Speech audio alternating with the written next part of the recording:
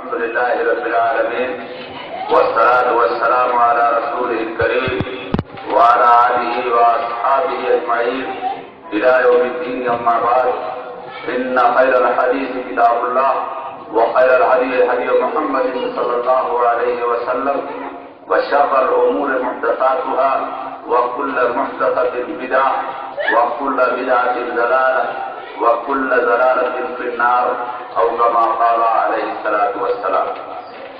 رب اشرح لي صدري ويسر لي أمري واحلل عقدة من لساني يفقهوا قولي. رب يسر ولا تعسر وتمم بالخير. تمام تعریف اللہ رب العزت کے لیے ہے. درود و سلام ہو حضرت محمد صلی اللہ علیہ وسلم پر. حاضرین محترم، آج ایک بہت ہی اہم موضوع پر آپ کے سامنے چند باتیں انشاءاللہ آئیں گی، اور وہ موضوع نماز سے متعلق ہے. نماز کے بارے میں ہم آئے دن بیانات سنتے ہیں، پڑھتے ہیں، لیکن یہ جو سلسلہ شروع کرنے ہم جا رہے ہیں یہ ان سب سے ذرا الگ ہے. نماز کے بارے میں جو پورا نقشہ ہمارے سامنے ہے وہ یہ ہے کہ نماز اختلاف سے بھری ہوئی ہے.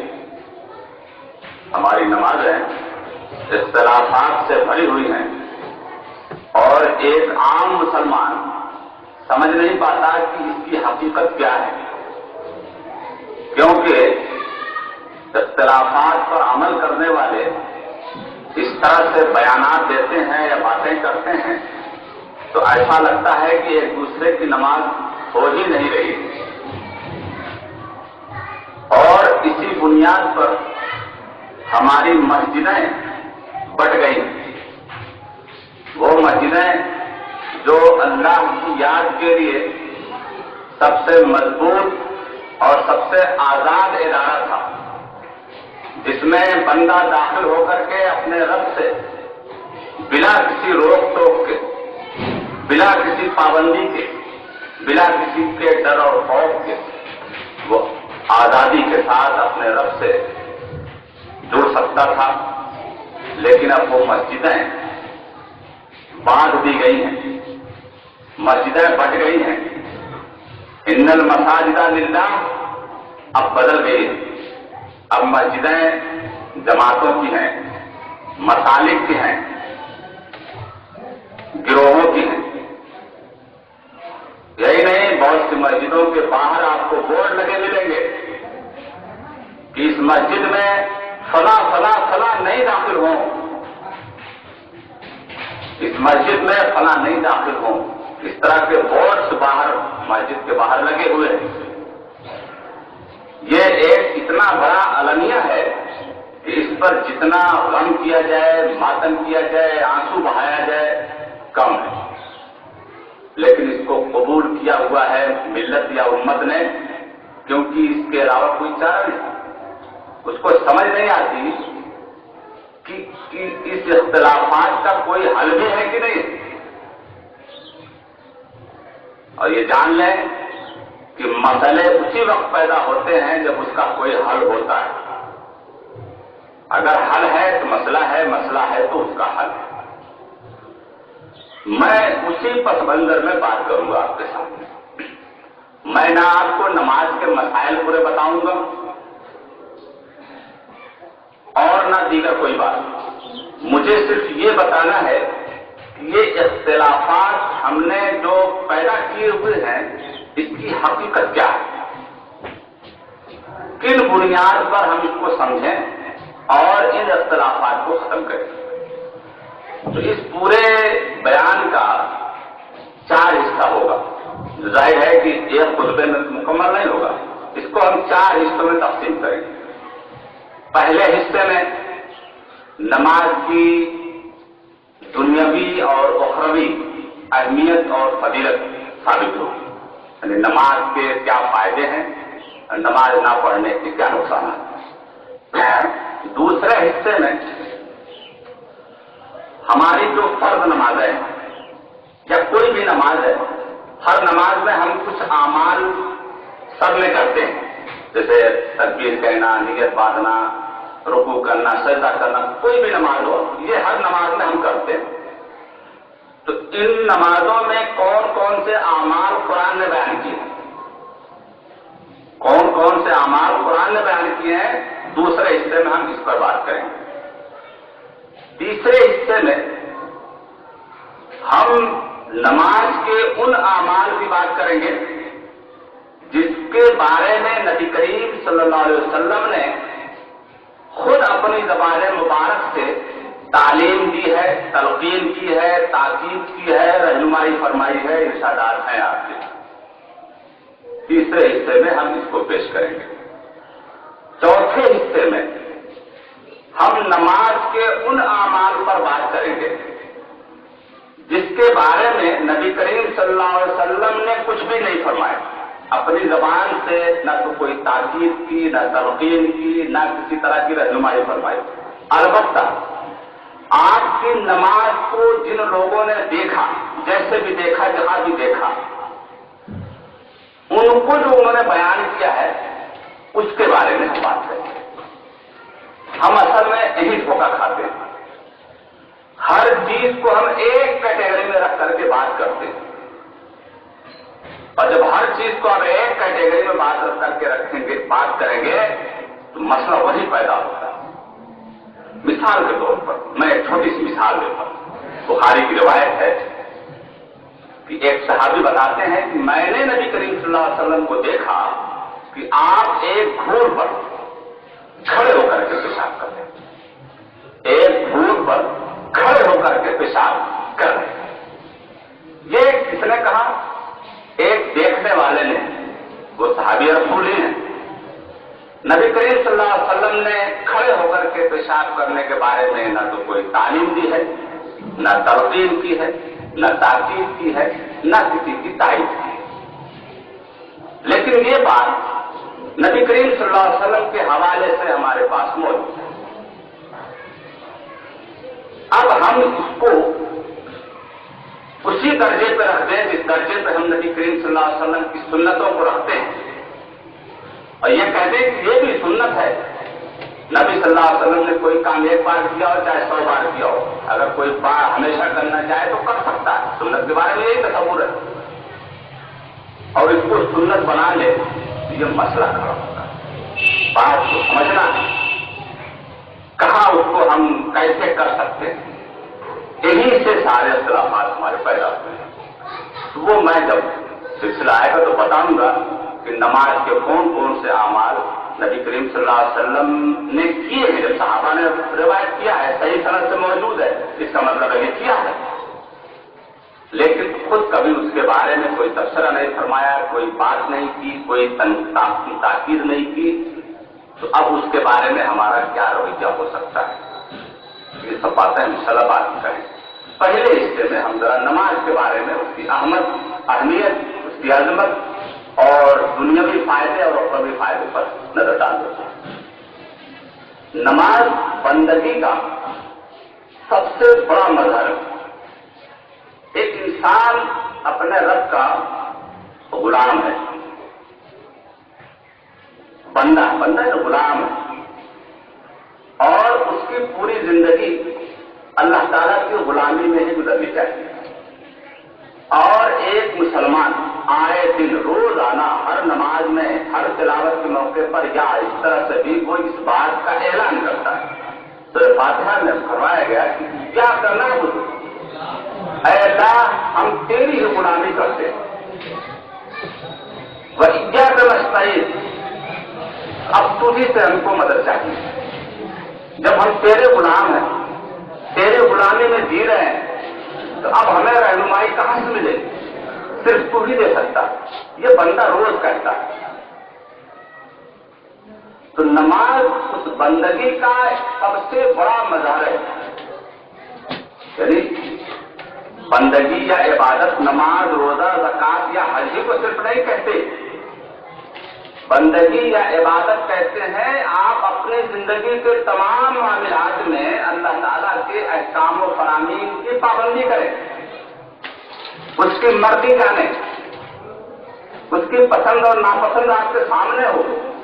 ये है असल इबादत, ये है असल बंदगी और गुलामी।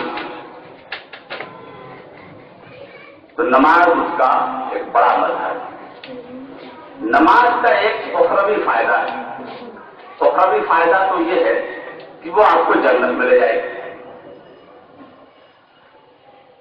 यानी जहन्नमियों से अहले जन्नत पूछेंगे, कभी मौका मिलेगा वो बातचीत चलती रहेगी उनकी, वो झांकेंगे तो नीचे एक पुकार मची होगी, तो कभी कोई पूछ लेगा कि भाई तुम किस वजह से जहन्नम में आए। देखिए बुराइयां बहुत होती हैं, नेकियां भी बहुत होती हैं, बहुत तरह की होती हैं, लेकिन कुछ खास ऐसी नेकी होती है जो बुनियाद बन जाती है कहीं पर ले जाने की। अब जैसे आपने पढ़ा होगा कि रमजान रोजादारों के लिए खास दरवाजा होगा जिससे रोजादार दाखिल होंगे। भाई रोजादार क्या नमाज नहीं पढ़ता रहा होगा, हज नहीं किया होगा और नेक काम नहीं किए होंगे, ज़कात नहीं दी होगी, सब किया होगा, लेकिन रोजादार रोजे के नाम पे क्यों जा रहा है? एक स्पेशलाइजेशन होता है, एक खास वो होता है। नेकियां तमाम उसकी जन्नत ले जा रहे हैं, लेकिन एक खास पॉइंट था जिसकी वजह से जरा एहतमाम से वो दाखिल हुआ। तो जहन्नम में भी लोग जाएंगे तो ऐसा नहीं कोई एक बुराई होगी, बुराइयां उसके पास बहुत होंगी, लेकिन उसमें कोई खास बुराई होगी जो ज्यादा सबब बनी होंगी उसको जहन्नम में ले जाने की।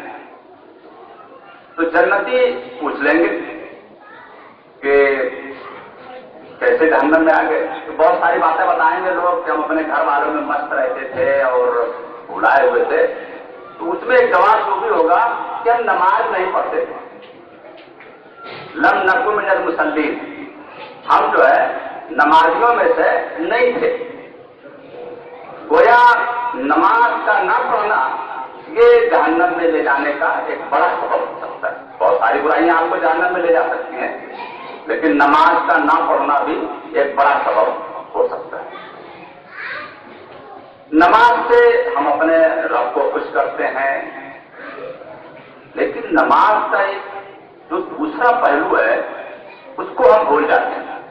हम ये समझते हैं कि नमाज अरबी का नाम है, यानी अरबी में कुछ पढ़ लें नमाज होगी। बदकिस्मती से हमारा पूरा दीन का स्ट्रक्चर जो है वो अरबी हो गया है। अरबी में सब दुआएं पढ़ लीजिए, अरबी में कुछ कह दीजिए तो वो समझते तो हो गया। अरबी दीन का नाम नहीं है, दीन शऊर और समझ का नाम है। आपको अगर समझ नहीं है, सिर्फ अल्फाज पढ़ते जा रहे हैं, वो आपके लिए कोई फायदा नहीं है। आप एक रस्म अदा कर रहे हैं। हमने तो कुरान मजीद के साथ यही सलूक कर रखा है। कुरान मजीद जो हिदायत की किताब थी, हमने उसको अरबी पढ़ने का नाम रख दिया कि अरबी पढ़ ली जाए, कुरान का हक अदा हो गया। यानी इतना बड़ा ये, इतनी बड़ी ट्रेजेडी है ये, इतना बड़ा मसला है ये कि इसकी कोई इंतहा नहीं कि कुरान को हम अरबी में पढ़ लेते हैं और समझते हैं उसका हक हमने अदा कर दिया। कुछ भी नहीं अदा किया। अगर आपने उससे रहनुमाई नहीं हासिल की, आपने उसकी तालीमात को अपने अंदर नहीं उतारा, आपने उसकी रोशनी से फायदा नहीं उठाया, आप उसको पढ़ करके तारीखों से रोशनी की तरफ नहीं गए, तो आपने उसका कुछ भी हक अदा नहीं किया। अरबी पढ़ने से कौन सा हक अदा हो सकता है? आपने कुछ भी हक अदा नहीं किया। हक उस वक्त अदा होगा जब आप उससे रहनुमाई दें, उसके मकसद को पूरा करें। तो कुरान जब कर दिया है तो हमने पूरा दीन कर दिया। अब नमाज है, ये नाबालिग पर फर्ज नहीं है। क्यों नहीं पढ़ता? वो भी तो भाई पढ़ लेता है, अरबी पढ़ लेता है, दुआएं पढ़ सकता है, अल्लाह अकबर बिस्मिल्लाह अंदर कह सकता है, लेकिन उस पर फर्ज नहीं है, क्योंकि वो शऊर और समझ की उम्र नहीं। नाबालिग क्यों शऊर और समझ की नहीं होती। इसी तरह कुरान में ابتدا جب شروع میں جب لوگ شراب وغیرہ پیتے تھے مکے میں، جب دین سامنے آیا تو ظاہر ہے کہ ایک بیٹھ ہونا ایک مسئلہ تھا، لیکن نماز بھی پڑھنے تو وہاں پر اللہ تعالیٰ نے ان کو تعلیم دی کہ دیکھو لا تقربوا الصلاۃ وانتم سکارا، نماز کبھی سکارا یعنی نشے کی حالت میں پڑھنے مت آنا، کیونکہ اس سے تمہیں پتہ ہی نہیں کیا تم پڑھ رہے ہو۔ اس وقت تک مت آنا جب تک تیرا شعور زندہ نہ ہو جائے، جب تک تجھے پتہ نہ ہو کہ ہم کیا پڑھ رہے ہیں، کیا کہہ رہے ہیں۔ تو نماز جو ہے ایک شعوری عبادت ہے، اللہ اکبر کہنے سے لے کر کے اسلام تک ہم اس کے اندر جو کچھ کرتے ہیں وہ ہمارے لیے ایک اس میں میسج اور پیغام رہتا ہے۔ اب کچھ بھی پڑھتے ہیں اس کے اندر پیغام ہوتا ہے، عام آدمی بھی اس کو سیکھ سکتا ہے، سیکھنا چاہیے کہ ہمارے لیے ضروری ہے۔ معلوم تو ہو کہ ہم سورہ فاتحہ پڑھ رہے ہیں تو اپنے رب سے کیا کہہ رہے ہیں، جب ہم مانگ رہے ہیں کہ اے اللہ ہم تیرے غلام ہیں تو ہماری رہنمائی فرما دے، تو اللہ تعالیٰ ہماری رہنمائی کر رہا ہے کہ نہیں کر رہا ہے؟ یہ ساری چیزیں جب ہمارے سامنے نہیں آئیں گی تو جیسے زندگی ہماری گزر رہی تو قرآن مجید تو اسی لیے آیا تھا نا، یہ جن کے اندر اترے گا وہ دنیا میں نمایاں ہوں گے، ان کے معاملات اچھے ہوں گے، ان کی بات چیت اچھی ہوگی، یہ ٹائم سے ڈیوٹی پہ جائیں گے، حلال و حرام کی تمیز کریں گے، لوگ ان کو دیکھ کر کہیں گے کہ یہ کون لوگ ہیں، یہ کون سے آئیڈیاز کے فالوورس ہیں، یہ کس دین کے ماننے والے ہیں، ذرا دیکھا جائے بھائی یہ کون لوگ ہیں رشوت نہیں لے رہے، یہ کون لوگ ہیں 5 منٹ پہلے ڈیوٹی پہ آ جا رہے ہیں، یہ کون لوگ ہیں ڈیوٹی کے بعد بھی لوگوں کے کام آ رہے ہیں۔ تو ان کو پتا چلتا ہے کہ بھائی یہ تو قرآن کے پڑھنے والے لوگ ہیں، اسلام کے ماننے والے ہیں، نبی امی کے پیروکار ہیں، تو اللہ کا دین پھلتا پھولتا، یہ اللہ کے دین کی مدد ہوتی۔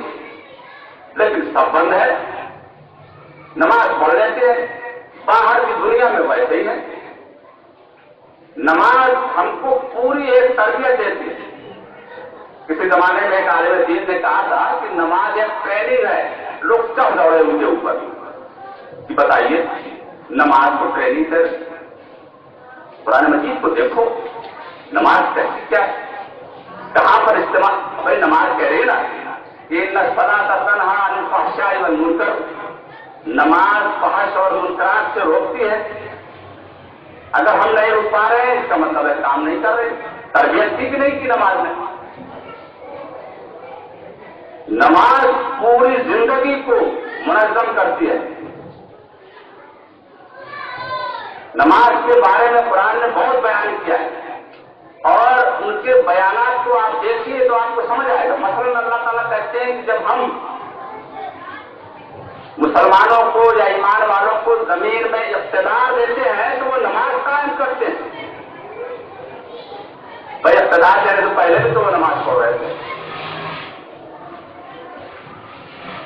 یا اللہ تعالیٰ نے کہا کہ جب کوئی مصیبت یا پریشانی آ جائے تو نماز سے مدد لو، استعینوا بالصبر والصلاۃ۔